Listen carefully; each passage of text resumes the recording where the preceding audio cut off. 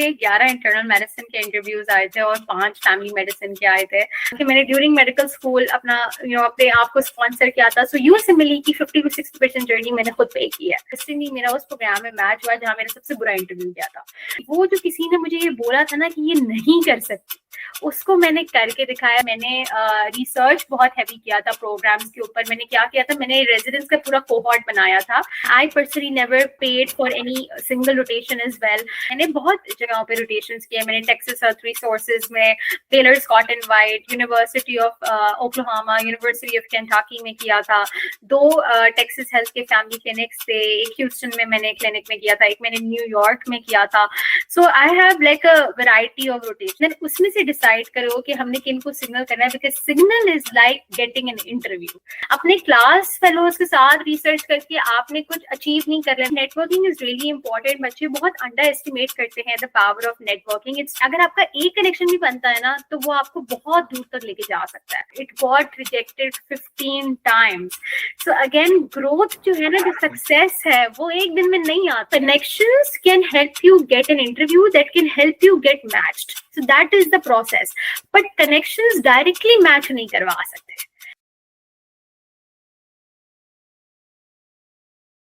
अस्सलाम वालेकुम and welcome back to the doctor desk match series 2025। तो जिस तरह मैंने आपसे कहा था कि इंशाल्लाह बहुत जल्द हम डॉक्टर डेस्क मैच सीरीज़ शुरू कर रहे हैं। सो इसी सिलसिले में the first person who is our guest is doctor Maheen Hashmi. Doctor Maheen Hashmi जो हैं Dow university of health sciences के ग्रेजुएट हैं और जिन्होंने आफ्टर ग्रेजुएशन ऑफ 1 ईयर मतलब सेकेंड ईयर में ही वो मैच हो चुकी है। So in this between she was doing US clinical experiences, उसका research. The best thing about her, क्योंकि मुझे बहुत इम्प्रेस किया इसने, कि उन्होंने तकरीबन सारी जो चीज़ें हैं अपनी सारी जो फाइनेंसेस है वो तकरीबन उन्होंने ख़ुद कवर की है। सो ये जो सारी चीज़ें हैं और मुख्तलिफ मायो क्लिनिक के RCTs में उन्होंने हिस्सा लिया, तो ये जो सारी चीज़ें हैं बहुत बहुत इंटरेस्टिंग लग रही है। सो लेट्स स्टार्ट कि हम उनसे ये मुख्तलिफ जो चीज़ें हैं उनके साथ डिस्कस करें कि उन्होंने ये किस तरह किया, how she manage it in such a very small time. And the best thing एक और चीज़ है कि उन्होंने नॉट जस्ट फ्रॉम जिस तरह मुख्तलिफ होते हैं कि from the first year they are doing like यार हमने US में ही करनी है, बट शी वॉज डिफरेंट। उन्होंने आफ्टर 4th ईयर रिज़ल्ट उनको ये ख्याल आया कि अभी तो कुछ करना है। So let's dive into her story. अस्सलाम वालेकुम मैम। वालेकुम अस्सलाम। यू आर वेलकम कि आपने इस शेड्यूल में से हमारे लिए टाइम निकाला and congratulation to you for your match. Thank you, thank you. नहीं नहीं, ऐसी कोई बात नहीं। I am glad to be here, honored to be making lives of students easier in terms of USMLE, क्योंकि as an IMG I understand कि कितना मुश्किल होता है उनके लिए। तो I am really glad to be here. First of all तो आप ये बताएं कि how is your time going, क्योंकि आपने अभी मुल्क भी छोड़ना है, अल्लाह ना करे वापस आए, हम तो यही चाहते हैं, लेकिन आप जा रहे हैं, आपकी कंट्री भी चेंज हो रही है और आपकी एक वो ट्रांजिशन भी आ रही है student to being independent person, तो उसके हवाले से बता सकता है। वो ऑफ कोर्स, जब आप इंसान अपने घर से बाहर निकल के किसी हॉस्टल में भी रहता है तो उसके लिए थोड़ी तकलीफ महसूस होती है उसको, क्योंकि घर का खाना नहीं मिलता है, चीजें नहीं होती। तो यहाँ तो आप पूरा मुल्क ही छोड़ के 7 समंदर पार कहीं और जा रहे हैं, तो of course it's really nerve racking. नए लोग हैं, but it's an exciting journey ahead. Let's see कि क्या होता है। But I am really excited कि जो है वो मेडिकल स्टूडेंट से ट्रांजिशन हुआ है into me being a resident now. तो I am like really excited. How did you prepare for your steps and what were the strategies that help you? एक overview सा दे दें, क्योंकि हम इस पॉडकास्ट में हम कोशिश करेंगे कि आपका जो रिसर्च है वो बहुत अच्छा था और आपका एरास बहुत अच्छा है, तो उसके हवाले से फिर हम डिटेल में बात। ठीक है। तो अच्छा, मैं अपने बारे में थोड़ा बताती हूँ कि ड्यूरिंग मेडिकल स्कूल मैं बिल्कुल पढ़ाकू बच्ची नहीं थी। अगर लोगों को मेरे बारे में गलत परसेप्शन है कि मैं लाइब्रेरी में बैठ के मैंने फर्स्ट एड और पिथोमा के रट्टे मारे हैं, तो बिल्कुल मैं वो वैसा नहीं थी। तो फर्स्ट ईयर से लेके 4th ईयर तक तो हम लोगों ने बहुत पार्टी की है, ठीक है। हम बाहर घूमने गए, सारी चीजें हमने की हैं अपनी।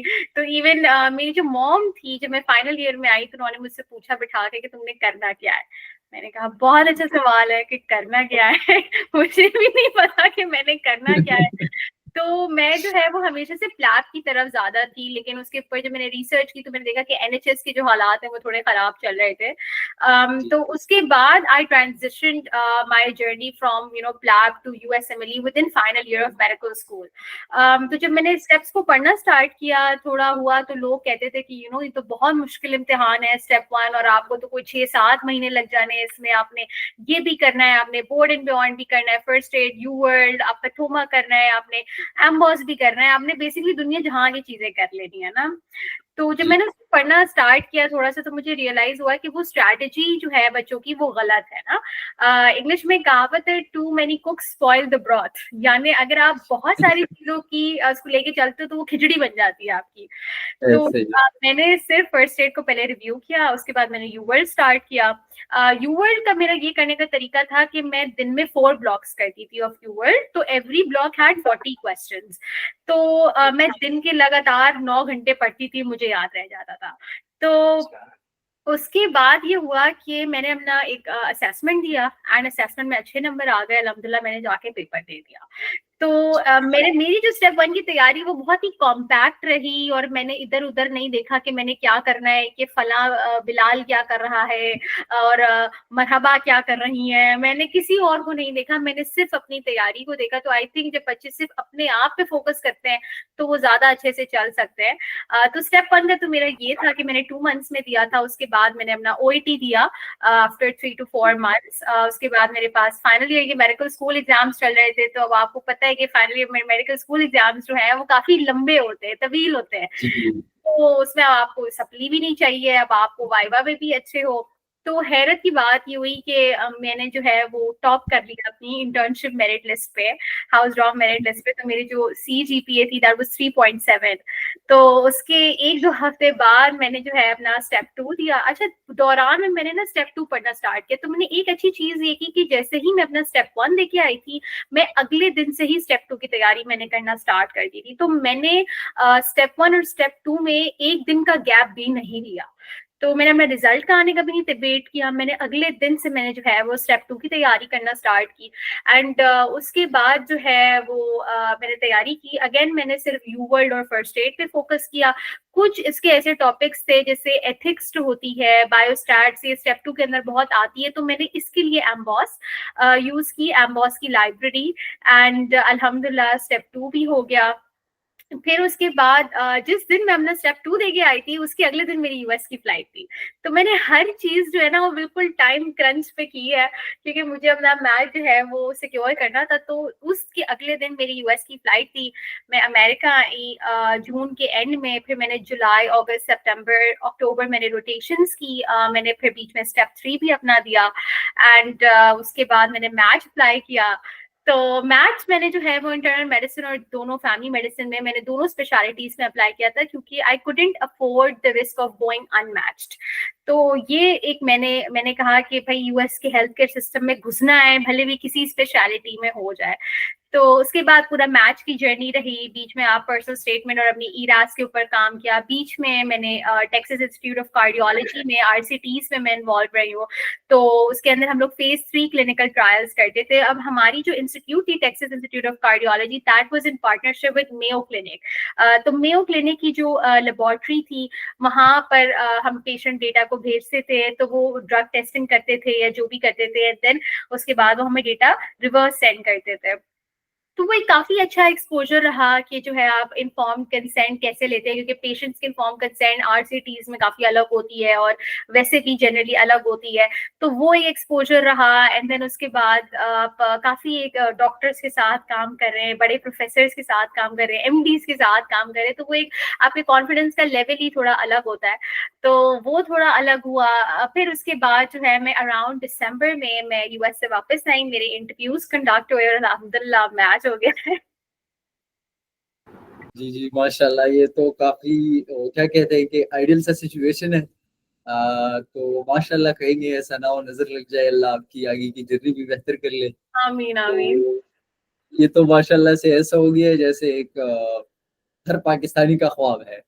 ओके मैम, सो और नेक्स्ट क्वेश्चन इज कि आपका इरास बहुत अच्छा था। So can you give a detail overview of your application from your personal statement to the experience section and how you structure your CV. अच्छा, ये बहुत इंटरेस्टिंग क्वेश्चन है। इसमें मैं सबसे पहले एक बात ये कहना चाहूंगी, story telling. So story telling wins everywhere. आपको अपनी पर्सनल स्टेटमेंट में कहानी सुनानी है, आपने अपने इरास में कहानी सुनानी है। अगर आपने लोगों को कहानी सुना के इंटाइस कर लिया तो फिर जिंदगी में आप ही किंग हो। तो आपने जो है इस पे बहुत ज्यादा होल्ड रखना है। पर्सनल स्टेटमेंट बच्चे जो है वो स्टार्ट ऐसे करते हैं कि जो है हमारे दादा परदादा को हार्ट अटैक आया था, किसी की मौत होके मैंने जो है डॉक्टर बनने का जज्बा देखा और मैंने देखा कि डॉक्टर कितने नोबल होते हैं, और व्हाइट कोट पहन के जो जज्बा है वो मैं इसको आगे लेगेसी को फॉरवर्ड लेके जाना चाहता हूँ, इसीलिए मैं मैच होना चाहता हूँ। तो ये एक जेनेरिक कहानी है। अब आप खुद बताओ कि अगर आप एक प्रोग्राम डायरेक्टर हो और आपके पास 5000 एप्लीकेंट्स एक ही सेम जेनेरिक स्टोरी के साथ आ रहे हैं कि हमारे दादा मर गए इसीलिए हम आपके प्रोग्राम में आना चाहते हैं, तो प्रोग्राम डायरेक्टर भी बोलेगा कि यार एक ही चाइल्डिश चीज है। एग्जैक्टली। तो आप अपनी स्टोरी बताओ। पर्सनल स्टेटमेंट का मतलब क्या है? Personal. So it should be about you. It shouldn't be about the generalizing population. तो ये आपके बारे में होना चाहिए। आपको क्या पसंद है? फॉर एग्जाम्पल आप यासिर है, ठीक है, तो यासिर को क्या पसंद है, यासिर का क्या परसेप्शन है जिंदगी के ऊपर, यासिर को क्या नहीं अच्छा लगता, यासिर की जिंदगी में ऐसा क्या हुआ जिससे वो अपनी जिंदगी को एक चेंज ट्रेजेक्ट्री में लेके जाना चाह रहा है। तो ये वाली जो चीजें ना, उसके अंदर आप कुछ भी डाल सकते हो। आप एक मेमोरेबल पेशेंट इंटरेक्शन डाल सकते हो, किसी का कोई कहा हुआ वर्ड आप डाल सकते हो, कोई आपने अपनी कहानी, अपनी जिंदगी में कोई आपने कोई ऐसी स्टोरी देखी हो जो आपको बहुत इम्प्रेस कर गई और जिसकी वजह से आपकी जिंदगी देखने का नजरिया बदल गया हो, तो वो सारी चीजें आप स्टार्ट करो उसको, एंड देन उसको फिर आपने अपनी पर्सनल स्टेटमेंट लिखनी होती है। तो मैंने पर्सनल स्टेटमेंट में ये लिखा था, अपनी मॉम के बारे में लिखा था मैंने। तो मेरी जो मॉम है, शी गॉट थायरोइडेक्टमी एज वेल। तो अर्ली स्टेजेस पे उनको जो है जब बायोप्सी उनकी की गई थी थायराइड की, तो it was suspicious for cancer as well. तो उनकी थायरोइडेक्टमी हुई थी, एंड मैंने उसको टारगेट नहीं किया कि उनकी थायरोइडेक्टमी हुई थी और वो सर्जरी में गई थी और ये वो, लेकिन she is a consultant of Pakistan, she is an OBGYN consultant and माशाल्लाह she is a double FCPS। तो उसकी मैंने उनकी स्टोरी लिखी थी, and after 10 years she passed FCPS Part 2 और वो हर साल एग्जाम देने जाती थी। So that in itself taught me resilience. और मैंने उनको ये बताया कि जबकि मुझे हर मोड़ पे ये बोला गया था कि आप तो पढ़ने वाले बच्चों में से नहीं हो, कभी हमने आपको लाइब्रेरी में नहीं देखा, माहीन तो कर ही नहीं सकती, उसको कुछ आता ही नहीं है, स्टेप स्टूडेंट्स कुछ कर ही नहीं सकती, और तो लाइब्रेरी में भी नहीं देखा, ये तो पढ़ने वाले बच्चों में है ही नहीं। और अल्हम्दुलिल्लाह आज मेरा मैच है और वो लोग ने अभी USMLE स्टेप 1 भी नहीं दिया। तो वो वाली बात है कि मैंने अपनी जर्नी को इस तरीके से लिखा कि वो जो किसी ने मुझे ये बोला था ना कि ये नहीं कर सकती, उसको मैंने करके दिखाया। तो ये मेरी पर्सनल स्टेटमेंट है। इसमें मैंने अपनी ग्रोथ बताई, इसमें मैंने ये बताया कि मैं कैसे इवॉल्व हुई हूँ ओवर द टाइम, मैंने अपने अंदर क्या क्या चेंजेस देखी और आपका जो प्रोग्राम है वो मेरे साथ क्यों फिट करता है। तो ये चीजें आप लेके चलो अपने पर्सनल स्टेटमेंट में। इसको मैंने स्टोरी टेलिंग से पूरा बताया था। जहां तक रही ईरास एप्लीकेशन की बात, तो जैसे ईरास के अंदर 10 एक्सपीरियंसेस होते हैं। अब बच्चे उसके अंदर क्या करते हैं कि उसके अंदर 10 एक्सपीरियंसेस के अंदर वो एक ही टाइप के एक्सपीरियंस लिख रहे हैं। अब एक ही टाइप का एक्सपीरियंस लिखना कुछ अलग एक्सपीरियंस तो नहीं हुआ ना, तो आपने जो है वो अलग एक्सपीरियंस लिखना है। उसके अंदर आपने कोशिश ये करनी है कि आप 6 to 7 US क्लिनिकल एक्सपीरियंसेस लिखें, क्योंकि अगर वो US का रेजिडेंसी प्रोग्राम है, सो दे डोंट वांट पाकिस्तान का एक्सपीरियंस कि आपने अपनी गली मोहल्ले में कितनी झाड़ुएं लगाई। उनको नहीं देखना है कि आपने कूड़ा उठाया या नहीं उठाया, आपने ये किया है या वो किया है। उनको ये देखना है आपने अमेरिका में आके क्या किया। सो उनको उसकी क्रेडिबिलिटी को दे कैन बिलीव, ठीक है, कि जैसे ये एक हॉस्पिटल है अमेरिका में, इसमें आपने काम किया, ये क्रेडिबल एक चीज है, एक सोर्स ऑफ इंफॉर्मेशन है, ठीक है। तो आपने 6 to 7 US क्लिनिकल एक्सपीरियंसेस लिखने हैं। उसके बाद 1 से 2 आप अपने होम कंट्री का एक्सपीरियंस लिख सकते हो, जिसके अंदर आप हाउस जॉब लिख सकते हो, एमओशिप लिख सकते हो, या कुछ और लिख सकते हो। उसके बाद एक दो आपने वॉलंटियरिंग लिख दें, आप हॉबीज लिख दें उसके अंदर, और एक आध कोई रिसर्च का एक्स्ट्राऑर्डिनरी एक्सपीरियंस जो आपको लग रहा है कि ये बहुत इम्पैक्टफुल रहा है और इससे मैंने कुछ सीखा है, तो ये एक वेल राउंडेड सीवी आपकी बनेगी। अच्छा, इसमें एक और बात मुझे ये करनी थी कि अगर आपके सारे इलेक्टिव्स भी हैं 6 से 7 जो है, और अगर आपके पास ऑब्जर्वरशिप्स भी हैं 6 से 7, तब बच्चे बोलते हैं कि वो है तो सारी ऑब्जर्वरशिप्स, हम उनको अलग कर कैसे करके लिखें, क्योंकि ये है तो एक ही टाइप का एक्सपीरियंस ऑब्जर्वरशिप है। तो आपने अलग ऐसे करना होता है कि आप बेस के आपने वहां सीखा क्या। फॉर एग्जाम्पल, अगर मैंने एक इमरजेंसी के अंदर मैंने रोटेशन की है, तो मैं उसके अंदर बताऊंगी कि मैंने इमरजेंसी में क्या सीखा। अगर मैंने किसी क्लिनिक सेटअप में की है, तो मैं ये बताऊंगी कि क्लिनिक सेटअप में जो पॉपुलेशन है वो अलग आती है इन पेशेंट से, तो मैंने वहां क्या सीखा, मैंने इन पेशेंट में क्या सीखा। तो इस तरीके से करके आप जो है ना हर जगह ब्रेक डाउन कर सकते हैं। बस इसके लिए दिमाग चाहिए होता है, थोड़ा सा, थोड़ी सी मेहनत और रिसर्च चाहिए होती है, इसके अलावा तो हो ही जाता है। जी जी, स्मार्टनेस चाहिए होती है। अच्छा, मुझे थोड़ी सी हिम्मत मिल गई आपकी ये बात से कि जिस तरह आपने कहा कि मैं इतनी पढ़ाकू नहीं थी, तो थोड़ा सा हमें भी, हमारी भी उम्मीद जाग गई कि कुछ हो सकता है। जरूरी नहीं है कि भाग्यों की तरह लाइब्रेरी में फर्स्ट ईयर से बैठे रहे। ऐसा ही है, ऐसा ही है। वो नहीं होता, आपने 3 इडियट्स अगर आपने देखी हो, तो उसमें रैंचो जो होता है, आमिर खान जो बनता है, वो वो उसको पैशन था उस चीज का, तो वो उसने करके दिखाया, वरना पढ़ता तो चतुर भी था। तो चतुर और रैंचो में फर्क आया ना। तो वही वाली बात है कि आपको एक चीज को पैशन बनाना होता है, एक चीज को जुनून की हद तक पागलपन मनाना होता है, जब भी वो आपके पीछे आती है। अदरवाइज आपने वो कोट तो 3 इडियट्स का सुना ही होगा ना, कि कामयाबी के पीछे ना भागो, कुछ ऐसा कोट था, कामयाबी झक एक्सीलेंस के मार के पीछे पीछे। भागो, एक्सीलेंस के पीछे भागो, एक्सीलेंस फिर आपके पीछे आई है और कामयाबी आपके पीछे आएगी। एग्जैक्टली तो सक्सेस के पीछे भागो, कामयाबी के पीछे झक मार के आएगी। तो बिल्कुल वही वाला स्टोरी मेरे साथ रेजोनेट करती है, क्योंकि मैंने बहुत सारे मेंटोर्स को देखा है ना, वो बेचारे बच्चों को भी बोल रहे होते कि आप 3rd ईयर में आ गए हो, 2nd ईयर में आ गए हो, पढ़ाई स्टार्ट कर दो। भाई वो बेचारे बच्चे अभी सांस भी नहीं लिया उन्होंने, और उसके उनके ऊपर आप फर्स्ट एड मुसल्लत कर दो। मैं ऐसा नहीं कहती कि आपको पढ़ना नहीं, अच्छे से वो नहीं देखा होता, मजे नहीं लिए होते। वो एग्जैक्टली वो बेचारे अच्छा, खुद तो उन्होंने अपने टाइम पे सब किया है, और बेचारे बच्चों को बोल रहे हैं कि तुम जाके अगले दिन से बोर्ड एंड बियॉन्ड देके कल ही स्टेप 1 दे दो। तो ये इम्पॉसिबल है। बच्चों की मेंटल हेल्थ बहुत कॉम्प्रोमाइज होती है, उनको लगता है कि हमारे ऊपर एक प्रेशर है हमेशा ना, कि हमें कुछ करके दिखाना, अगर हम मेडिकल स्कूल तक नहीं कर पाएंगे तो हमारा करियर ही खत्म है। तो ये अप्रोच जो है ना, वो बहुत ही गलत अप्रोच है, बच्चों को प्रेशराइज नहीं करना चाहिए इसमें। What do you think helped you secure interviews? Was it research, US clinical experiences, your network, or something else? Also share how your interviews experience went and any suggestion for future applicants. हाँ, ये बड़ा काम का सवाल है ना, मुझसे बहुत लोग पूछते हैं, बिकॉज मुझे 11 इंटरनल मेडिसिन के इंटरव्यूज आए थे और 5 फैमिली मेडिसिन के आए थे, तो कितने हो गए, 16 इंटरव्यूज आए थे मुझे। तो लोगों ने मुझसे पूछा कि आपको इतने नंबर ऑफ इंटरव्यूज कैसे आए, बहुत कम आते हैं तादाद। Interviews all about signalling. आपने सुना होगा कि इंटरव्यूज में सिग्नल का इस्तेमाल होता है। इराज में for internal medicine they have 3 gold signals और 12 सिल्वर सिग्नल्स होते हैं, और फैमिली मेडिसिन में सिर्फ 7 सिग्नल्स होते हैं, गोल्ड और सिल्वर नहीं होता उसके अंदर।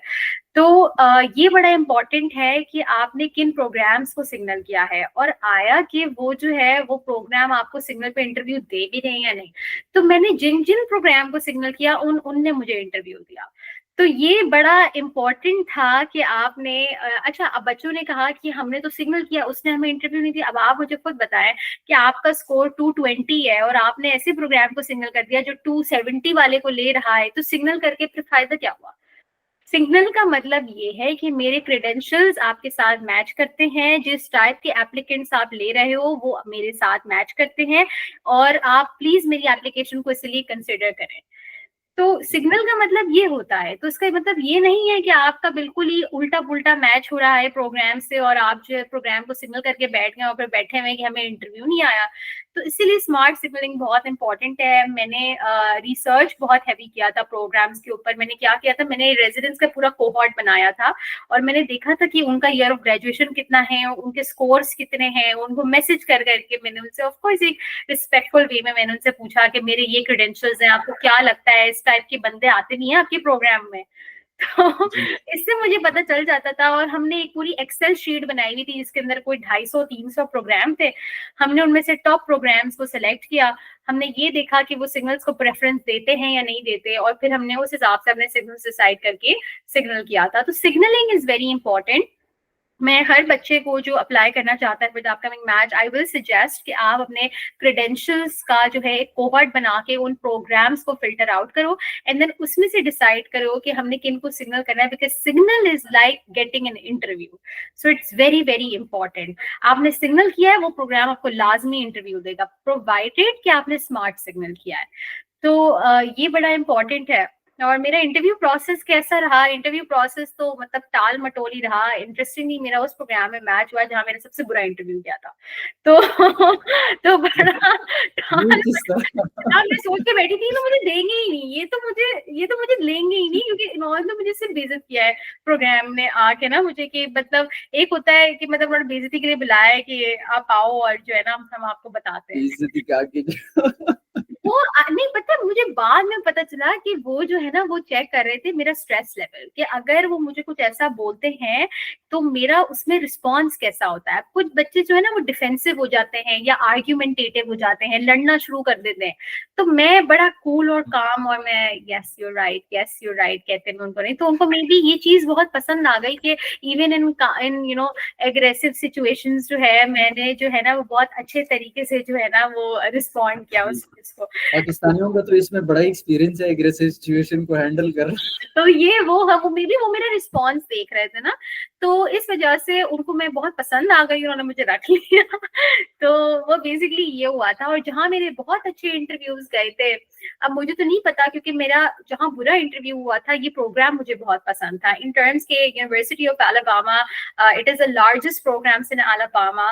ऊपर से अलाबामा का स्टेट टैक्स बहुत कम है, अलाबामा रहने के लिए जगह बहुत अच्छी है, it is an under served area. तो आपको पता होगा कि J1 फिजिशियंस को वेवर भी करना होता है, तो वेवर के लिए भी वो एक बहुत अच्छी जगह है Alabama. It has a lot of fellowship options as well, GI, cardiology, heme onc, तो कॉम्पिटिटिव फेलोशिप्स भी उनके पास हैं एंड सैलरी पैकेज भी काफी रेजिडेंट्स के काफी प्रोग्राम से मुकाबले में बहुत अच्छा था। तो मुझे प्रोग्राम बहुत पसंद था क्योंकि it was an academic program, university program था।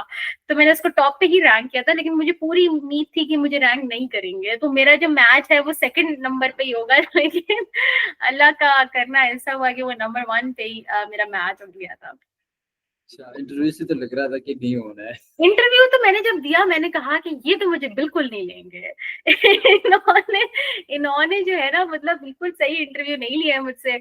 और उन्होंने ना ना मेरी तरफ देख के बात की, ना इतना कुछ किया, बस वो उन्होंने किया और उन्होंने बस जो है ना थोड़ा मेरे क्वेश्चंस पे उन्होंने मुझे ग्रिल किया। मतलब थोड़ा मतलब ना थोड़ा ग्रिलिंग हुई है, मतलब अच्छी खासी ना। तो इंटरव्यू एक्सपीरियंस आपका ना बहुत वो करता है, फ्लक्चुएट करता है। लेकिन इसमें एक की टेक अवे ये है कि अगर आपका कोई ऐसा लग रहा हो कि आपको कोई चीज नहीं पता है और आप अटक रहे हो, तो एक स्माइल कर दें आप और बोल दें कि I am sorry, I don't know the answer to this. तो दैट्स ओके। मतलब वो इंसान देख रहे हैं, उनको कोई रोबोट नहीं चाहिए जो है ना सारे आंसर्स के रट्टे मार के उनके सामने बैठे। उनको अच्छा, इंसान जी को तो हमसे ज्यादा पता है। एग्जैक्टली तो उनको आप जस्ट नॉर्मल है जैसे आप बात करते हो ना अपने दोस्तों से, जैसे आप बात करते हो, ऑफ कोर्स एक प्रोफेशनल टोन में आप उनके सामने बैठो और कोई आर्ग्यूमेंटेटिव नहीं होना है, डिफेंसिव नहीं होना है। अगर वो आपको कुछ ऐसा बोल भी रहे हैं तो आपने एक स्माइल करके बोलना है yes you right, that's it. US exposure काफी अच्छा था, so can you share how you arrange your observership, what those experiences were like and how you manage the financial aspect.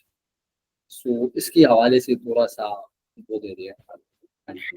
अच्छा, तो ये ना ये भी बहुत इंटरेस्टिंग क्वेश्चन है, क्योंकि मुझसे अगेन बहुत सारे बच्चे पूछते हैं कि आपने इतनी कैसे रोटेशंस कर ली। तो मैंने बहुत जगहों पे रोटेशंस किए। मैंने टेक्सास अर्थ रिसोर्सेज में, Baylor Scott and White, university of Oklahoma, university of Kentucky में किया था। 2 टेक्सास हेल्थ के फैमिली क्लिनिक्स थे। एक ह्यूस्टन में मैंने क्लिनिक में किया था, एक मैंने न्यूयॉर्क में किया था। So I have like a variety of rotation. अच्छा, जो क्लिनिक्स होते हैं, because their outpatient rotation, तो वो इजीली आपको मिल जाते हैं। उसके लिए आपने कुछ भी नहीं करना होता, बस लिंक्डइन पे जो है वो सर्च करते रहना होता है, एंड वहां पर कोई भी आपको डॉक्टर मिल जाए। तो most of the times they do private practice.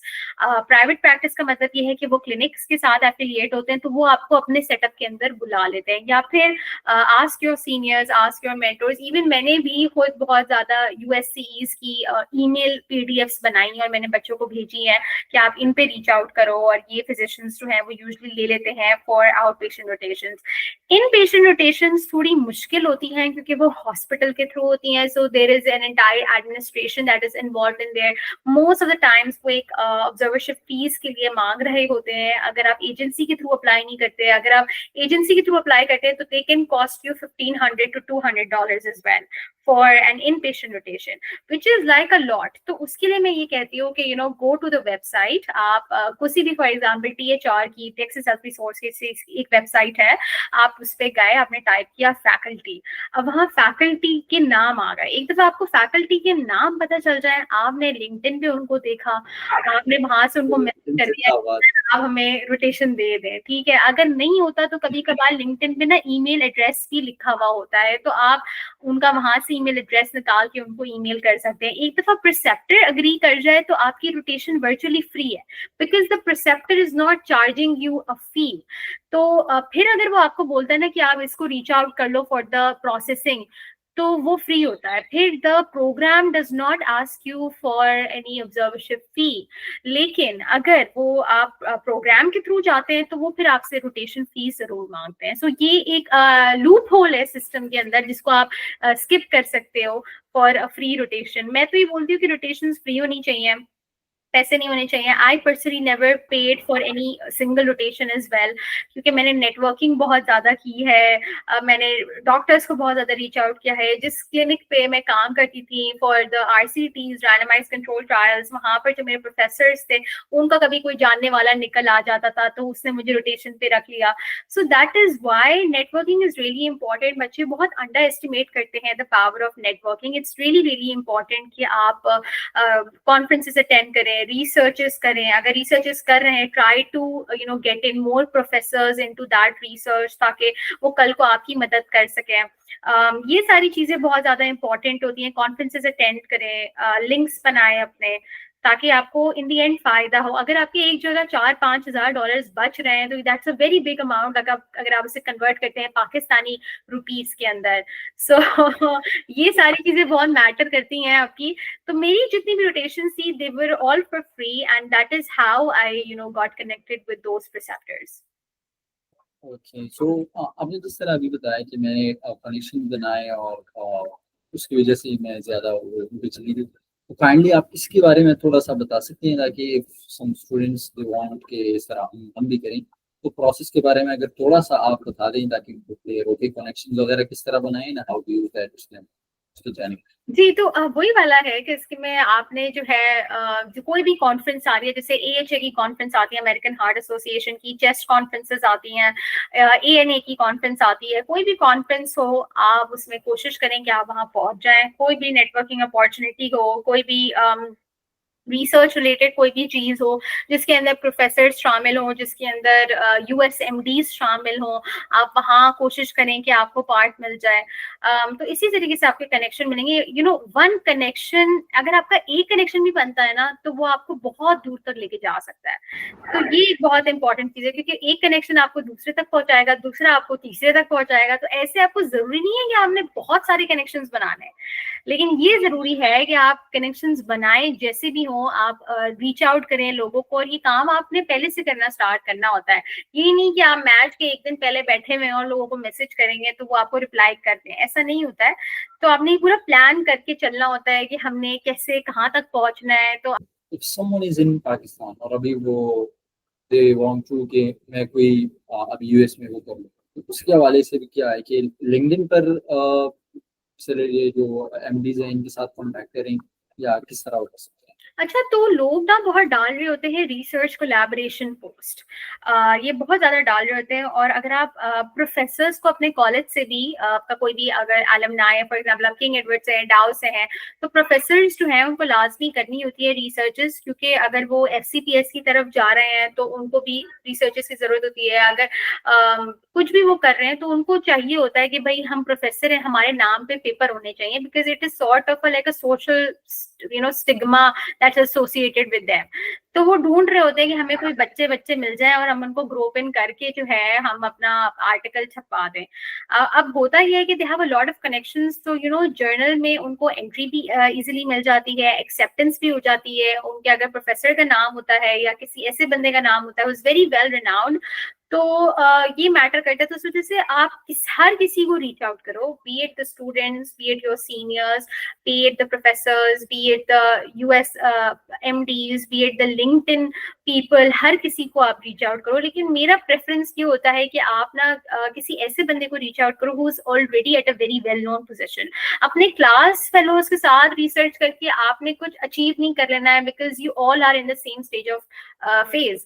तो आप अगर प्रोफेसर्स को लेकर आओगे तो इन दी एंड आपका ही फायदा है कि अगर आप उनका नाम डाल दोगे रिसर्च के अंदर, देन लॉन्ग टर्म के अंदर ये होगा कि आप उनको कल को ये बोल सकते हो कि सर आपका कोई है जानने वाला फॉर अ रोटेशन। वो बोलेंगे हाँ हाँ मेरा दोस्त एक इधर है, इधर होता है अमेरिका में, हाँ मैं उसको बता दूंगा ना, तुम चल जाओ उसके पास। और फिर इस तरीके से आप वहां पहुंच जाओगे। तो इस तरीके से फिर आप उधर जहां पहुंचोगे तो फिर बोल सकते हो कि सर अब आपका कोई दोस्त है जो मुझे हेल्प कर सकता है, ऐसे करके। First we have to impress the teacher. इसका कोई काम कर लेंगे और फिर उससे काम निकलवा लेंगे। ऐसे ही आप मतलब तीसरी जगह फिर आप पहुंच जाओगे, फिर तीसरी जगह जाकर फिर चौथी जगह पहुंच जाओगे, फिर ऐसे कर करके आप पहुंचोगे ना। लेकिन अगर आप घर में बैठे हो और सोच रहे हो कि मेरा कोई कनेक्शन नहीं है और मेरा मैच नहीं होगा, तो फिर तो नहीं होगा ना। आप एफर्ट करो तो होगा आपका मैच।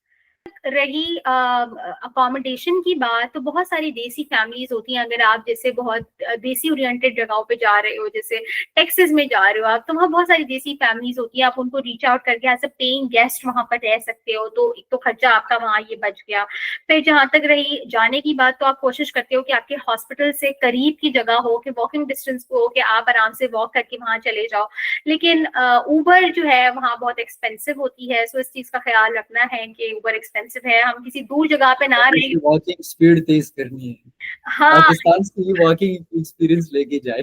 पाकिस्तान से एक्सपीरियंस लेके जाए। और दूसरी बात ये कि करीब की जगह पे रहे, वरना उसके सारे पैसे उबर में ही खर्च हो जाने, फिर वो वापस नहीं आ पाएगा बेचारा। जी जी।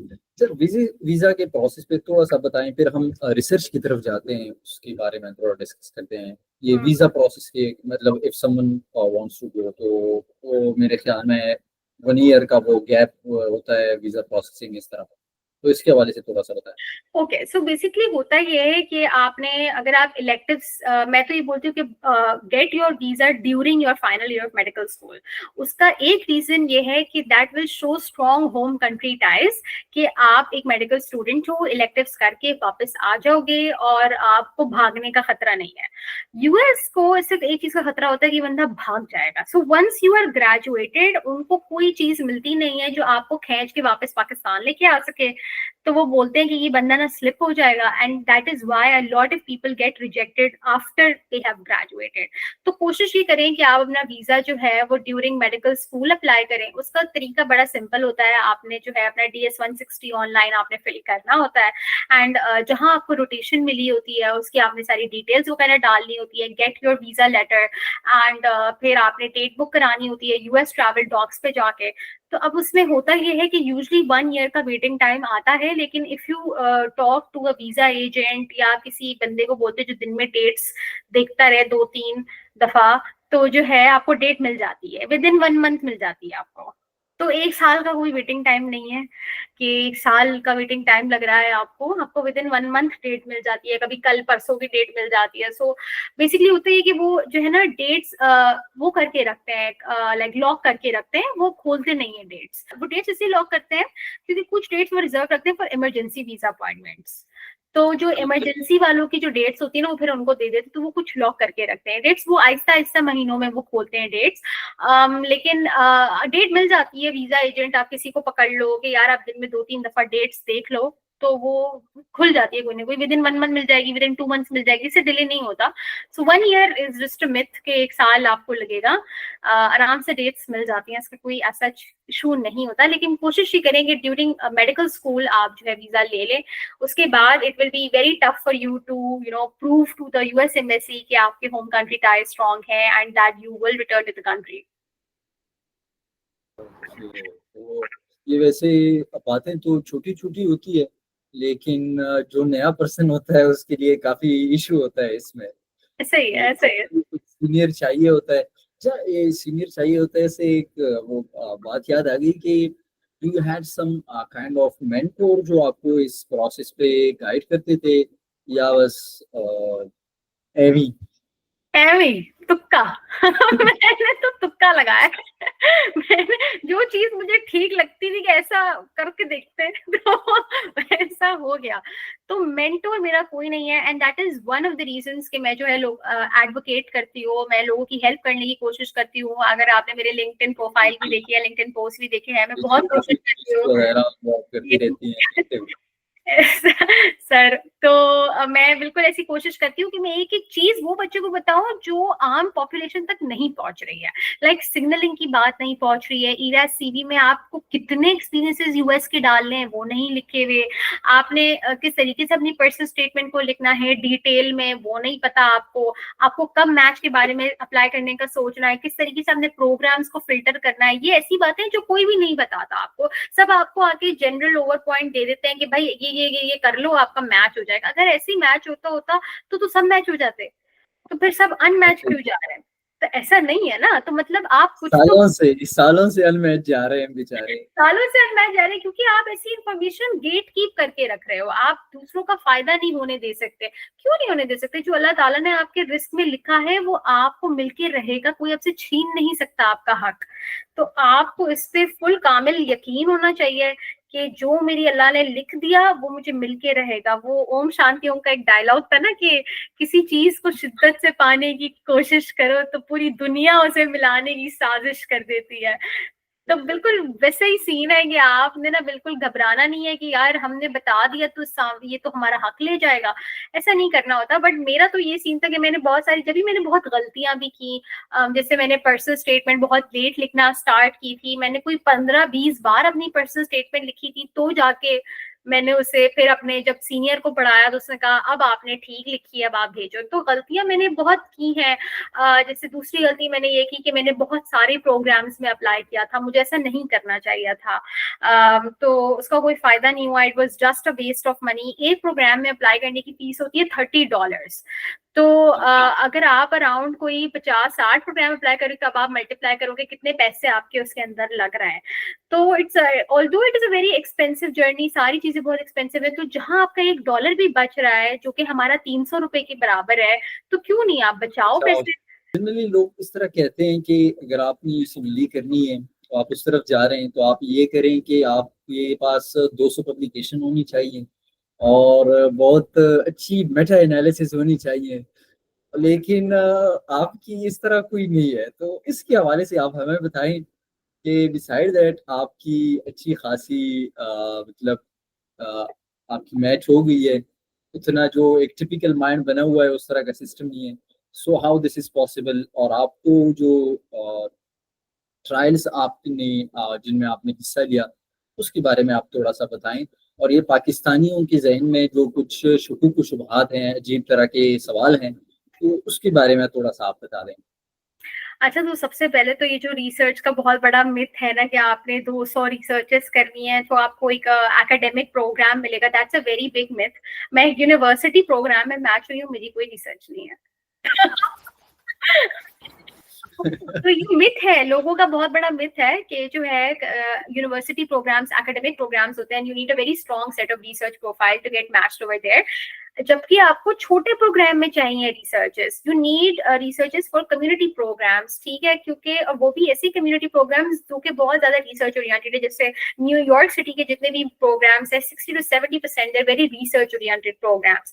उसके अलावा program really doesn't care about that much of research unless आप एक बहुत ज्यादा रिसर्च ओरिएंटेड प्रोग्राम में अप्लाई कर रहे हो, जहां पर आप पोस्ट डॉक्टरल फेलोशिप रेजिडेंट्स के साथ जो है compete कर रहे हैं, कोई 700 साइटेशंस हैं उस इंसान की, आप उससे compete कर रहे हो, तो वो एक प्रोग्राम का पर्सोना होता है। कुछ रिसर्च ओरिएंटेड प्रोग्राम्स होती हैं, कुछ जो है वो यंगर ग्रेजुएट्स को ले रही होती है। तो every programme has different statistics. तो ये बड़ा इंपॉर्टेंट है कि आप पहले तो अपना देखें कि भाई मेरी नहीं है रिसर्च तो मैं इधर अप्लाई नहीं करूँ, मैं क्यों अप्लाई करूँ, ये मुझे लेंगे ही नहीं, तो मैं किसी ऐसे प्रोग्राम में करूँ जो मतलब नहीं देख रहे बेचारे। ओवरऑल ऐसा ही है।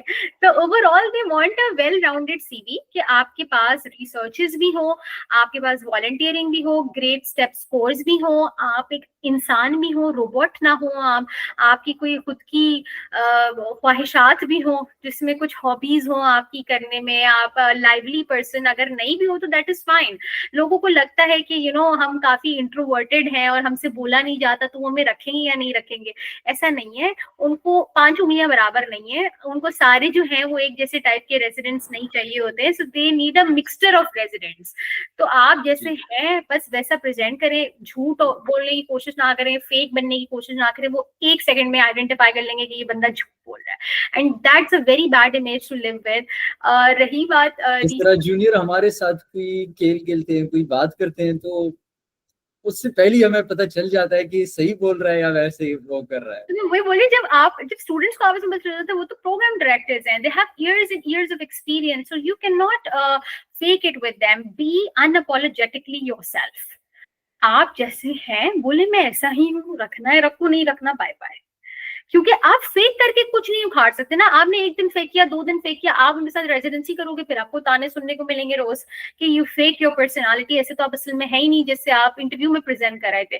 सो that's a very bad image to go with. जैसे हैं वैसे रहें, झूठ नहीं बोलें, be honest, be clear, and they will love you. तो ये चीज है कि उनको ट्रांसपेरेंसी बहुत ज्यादा पसंद है। मेरी जो आरसीटीज थी वो थी तो खैर 2 से 3, लेकिन 2 जो मुझे लगती है वो काफी ज्यादा इम्पैक्टफुल थी। उसमें से एक तो ये था, उसमें एक ड्रग थी जो कि अभी FDA अप्रूव हुई है, इट्स नेम वाज विमसेल्टनिब, और ये जो ड्रग काफी मुश्किल है, मैंने अभी रट्टा मारी है in fact. It was for brief symptomatic tenosynovial giant cell tumour. उसके लिए ये ड्रग थी। ये काफी रेयर टाइप ऑफ ट्यूमर होता है, तो उसके ऊपर हमने पेशेंट जो है वो फॉलो अप्स लिए थे। हमारे पास अराउंड 40 to 50 पेशेंट्स थे जिनको हमने रैंडमाइज कंट्रोल ट्रायल्स के अंदर, was a double blinded study, यानी ऑब्जर्वर और जो पेशेंट खुद है थे, बोथ डिडंट नो कि क्या जो है हमने यील्ड करना है स्टडी के अंदर से। तो हमने उनको डिवाइड किया था 2 ग्रुप्स के अंदर। एक को हमने प्लेसिबो दी थी, एक को हमने यही विमसेल्टनिब जो हमारी ड्रग थी हमने दिया था for symptomatic tenosynovial giant cell tumour. And तो ये काफी लंबी चली थी। जिस स्टेज पे मैं एडिशन हुई थी as a part of the team, तो मेरा प्राइम काम ये होता था कि मैंने जो है वो डेटा कलेक्शन करना होता था, पेशेंट्स की सारी हिस्ट्री, पेशेंट्स की क्या क्या कोमॉर्बिडिटीज हैं, सारी चीजें जो है मैंने उनकी मॉनिटर करनी थी, ठीक है। उसके बाद मैंने ये करना होता था कि मैंने उनका ना रोज जो है वो चार्ट मॉनिटरिंग करनी होती थी, यानी मैंने देखना होता था कि इनकी प्रोग्रेशन आ रही है या रिग्रेशन हो रहा है, क्या इनका जो है वो है हो रहा है। उसके बाद जो डेटा हम लोग कलेक्ट करते थे उसके ऊपर मुझे एक ब्रीफ प्रेजेंटेशन देनी होती थी। सो ब्रीफ वाज बेसिकली लाइक कि आपने जो भी अभी तक डिस्कवर किया है, जो भी अभी तक आपने काम किया है, उसको आपने as a presentation in front of around 14 to 15 doctors आपने प्रेजेंट करना होता था। तो उसके अंदर मेयो क्लिनिक लेबोरेटरी के हेड होते थे, वो जो ड्रग जिनकी ब्रांड लेबल था फार्मा ड्रग कंपनी, वो होती थी, नर्सेज होती थी, मेरे साथ रिसर्च कोऑर्डिनेटर, रिसर्च असिस्टेंट्स होते थे, तो और रिसर्च स्टूडेंट्स होते थे, एक रिसर्च फेलो होता था। सो हमारी पूरी ऐसी टीम बैठती थी और मैंने उनको ब्रीफ प्रेजेंटेशन देनी होती थी। तो आप यकीन नहीं करोगे कि वो ब्रीफ मेरा रिजेक्ट हुआ था 15 दफा। It got rejected 15 times. So again growth जो है ना, जो सक्सेस है वो एक दिन में नहीं आती है। मैंने ये बात बतानी है कि एक दिन में नहीं आती है।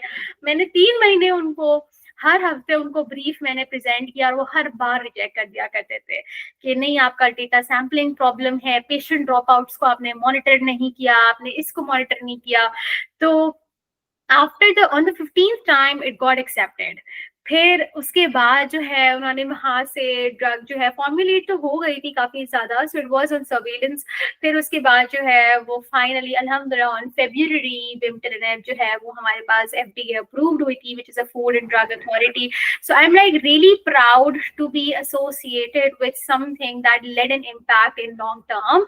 और हमने कैंसर पेशेंट्स जो कि सिम्प्टोमेटिक टीनोसाइनोविल सेल ट्यूमर है, जो कि कैंसर पेशेंट्स को हमने पेलिएटिव थेरेपी में कुछ हमने एडवांसमेंट की है। And I am like really really proud to be part, even अगर मैं 0.001% भी पार्ट रही हूँ, बट आई डिड समथिंग। बच्चों का ख्वाब होता है कि हम बड़े होकर कैंसर का इलाज करेंगे। कैंसर नाम ही बड़ा है। नाम ही बड़ा है, काम भी बड़ा है, तो उसमें I took a part in that and अल्हम्दुलिल्लाह वो चीज जब हो गई, सो मेरे लिए it's really it was a really proud moment for मी।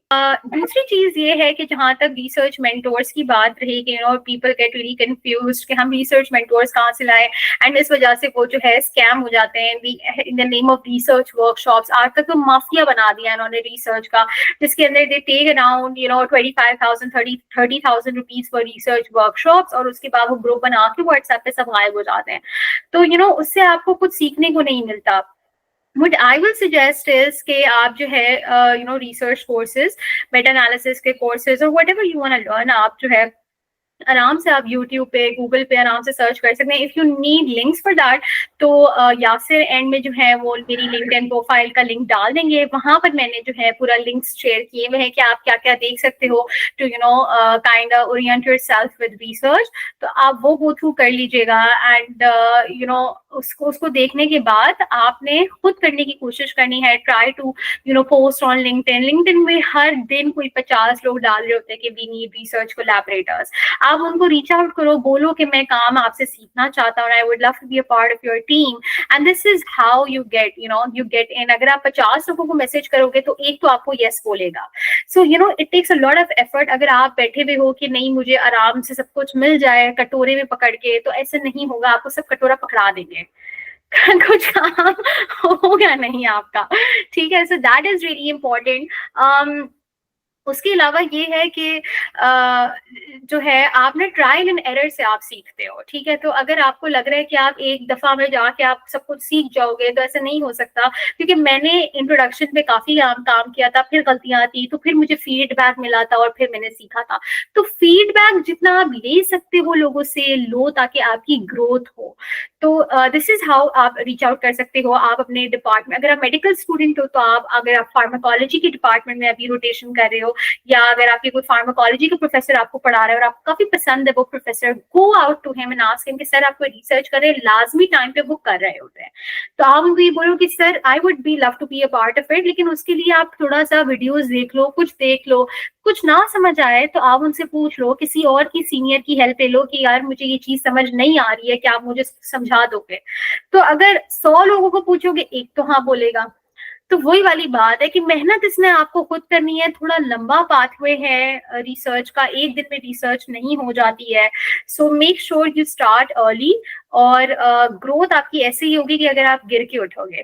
फौरन से अगर आप सीख रहे हो कि मैं बस चलता जाऊं तो दैट इज नॉट लाइफ। अगर आप ईसीजी भी देखो तो ईसीजी में भी ना वो अप्स एंड डाउन आते हैं, वो अप्स एंड डाउन, तो लाइफ यही है, up and down up and down. सीधी है तो मतलब मौत इसलिए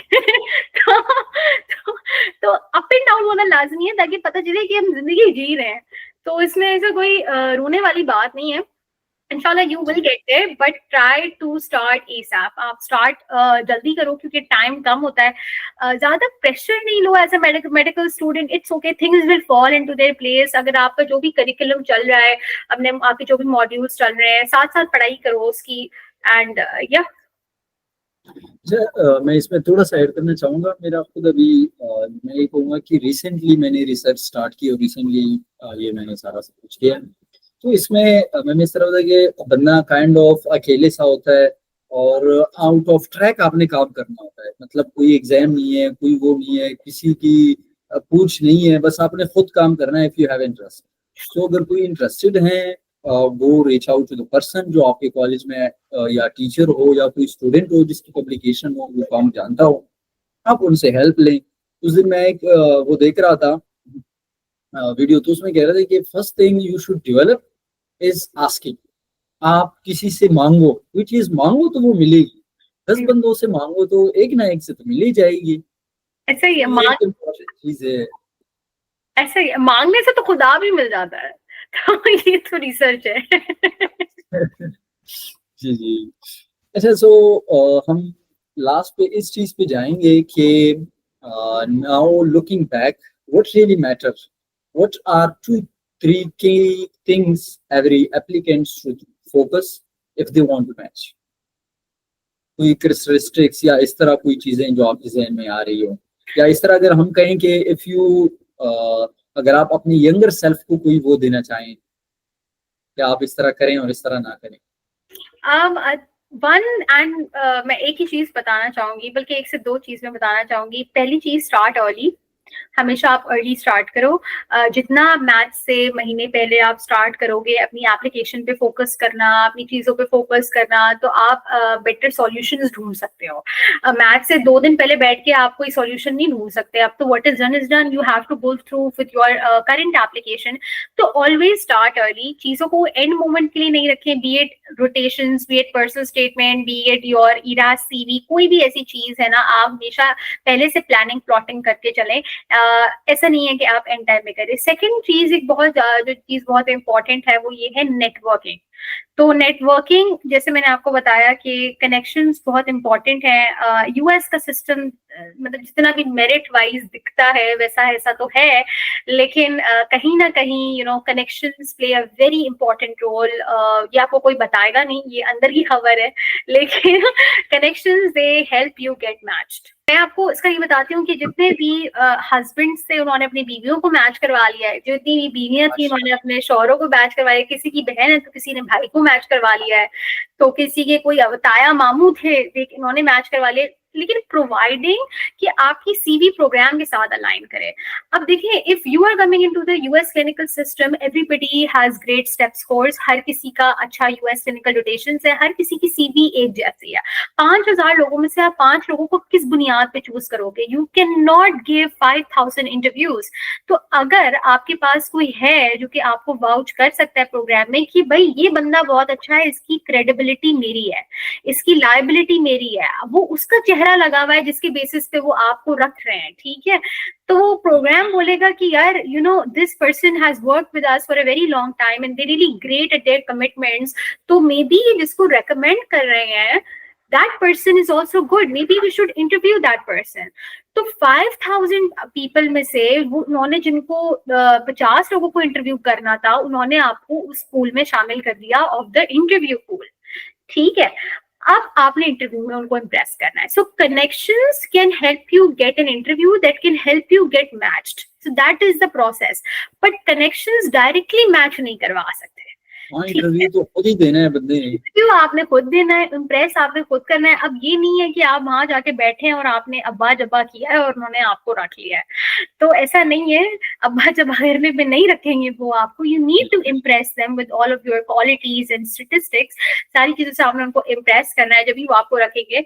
लेकिन ये चीज बहुत इंपॉर्टेंट, लोग ना इसको दूसरा सेंस में ले लेते हैं कि कनेक्शन नहीं है, हमारा मैच नहीं हो सकता। तो क्या हुआ अगर कनेक्शन नहीं है? US has around 600 internal medicine residency programs and out of that उसमें कितने थाउजेंड्स ऑफ रेजिडेंट्स हैं, क्या उन सबके पास कनेक्शन था? नहीं था। उसमें से अगर 50 लोगों को उन्होंने इंटरव्यू करना था and 10 people got an interview from connections, तो वो जो 40 बच्चे हैं वो भी तो मेरिट पे आए हैं ना इंटरव्यूज में क्वालिफाई करके, वो कैसे आए हैं? So the it works in both the scenarios. Connections will not necessarily get you matched, but they will get you matched 50%, and हमारे लिए 50% का जंप भी बहुत बड़ा है। पाकिस्तान में जिस तरह डॉलर का रेट दिन ब दिन ऊपर ही जा रहा है, और काफी स्टूडेंट्स ऐसे हैं हमारे साथ कॉलेज में भी हैं कि they are really competent. Like अगर मैं उनको देखूं तो हमारे टीएमओ से भी वो अच्छा कर रहे हैं, डायग्नोसिस उनकी अच्छी है, उनकी स्टडी इतनी अच्छी है, बट फाइनेंसिस की वजह से वो ये सिमिली की तरफ नहीं जा पा रहे। 1 और 2 तो मोस्ट प्रॉबेबली मतलब हो ही जाते हैं, कहीं ना कहीं से पैसे अरेंज हो ही जाते हैं, लेकिन बाकी में मसला रह जाता है फिर यूएस क्लिनिकल एक्सपीरियंस और स्टेप 3 के हवाले से।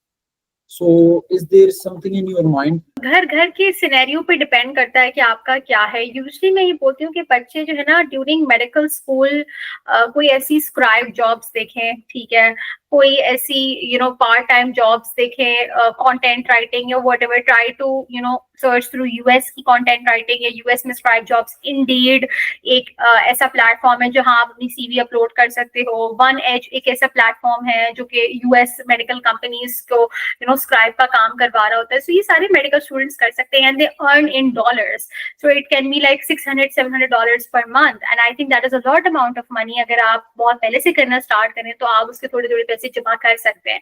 सो that is one opportunity, financial opportunity.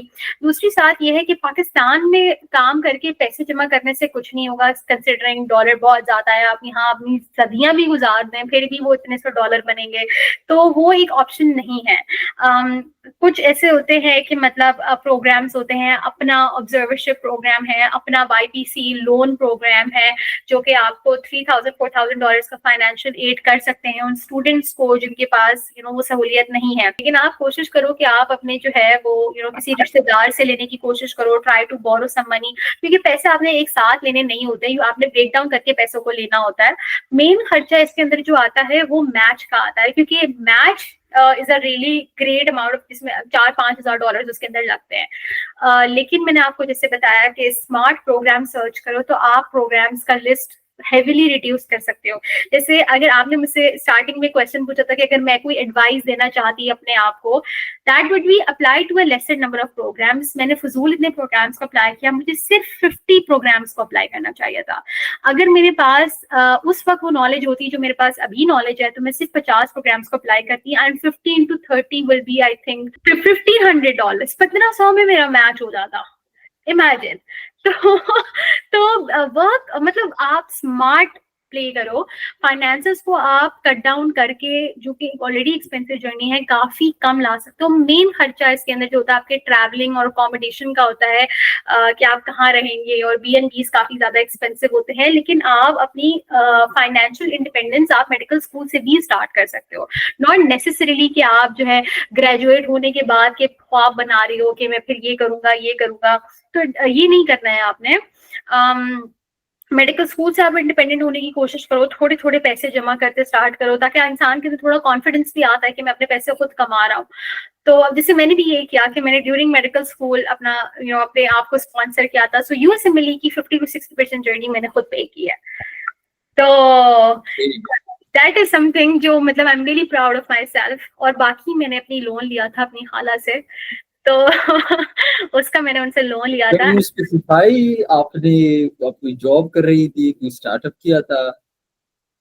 नहीं, मैंने जॉब नहीं की थी, मैंने यूएसएमएलई ट्यूटरिंग स्टार्ट की हुई थी। तो यूएसएमएलई ट्यूटरिंग में ये था कि जैसे मैं स्टेप 1 पढ़ाती थी, स्टेप 2 पढ़ाती थी, तो मेरे पास मोस्टली इंटरनेशनल स्टूडेंट्स आते थे, वो मुझे डॉलर्स में देते थे। तो उससे मेरा जो है ना वो बड़ा फायदा हो गया था इस सेंस में। मैंने स्क्राइब की जॉब भी बीच में की थी, मेडिकल स्क्राइब की। तो मेडिकल स्क्राइब में जो मैंने स्टार्टिंग में की थी उसमें मुझे काफी कम पैसे मिलते थे, अराउंड 1-2 लाख मिलते थे महीने के।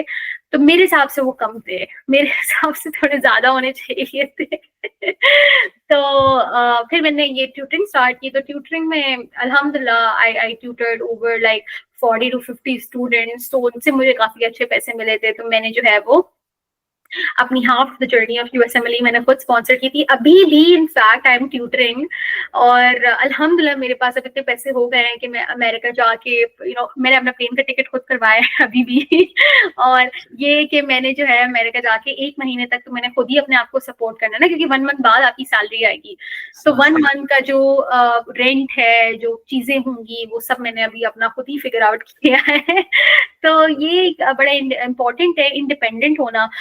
बच्चों को विक्टिम मेंटालिटी से बाहर निकल के कुछ ऐसा करना चाहिए कि वो अपने आप को सपोर्ट करे थ्रू आउट द जर्नी। इससे इंडिपेंडेंस आती है, आपके अंदर कॉन्फिडेंस आता है, आपके अंदर खुद इत्मीनानी आती है कि आप कुछ कर रहे हैं और आप अपने पेरेंट्स पे बर्डन नहीं कर रहे। क्योंकि पेरेंट्स के इकलौते बच्चे तो नहीं हो ना, आप 4-5 और हैं उनके, उन्होंने उनको भी सपोर्ट करना है, वो आपको यहाँ तक ले आए। That is the biggest thing that they have done for you.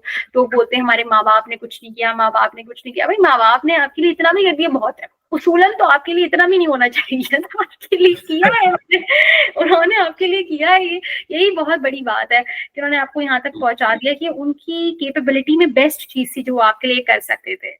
इसके बाद आप करो, आप क्यों नहीं कर सकते? आप 18+ हो गए हो, आप इंडिपेंडेंट हो, आपके पास सोशल मीडिया है, आप फ्री टाइम में गेम्स नहीं है, वरना अभी तक घर से निकाले गए होते।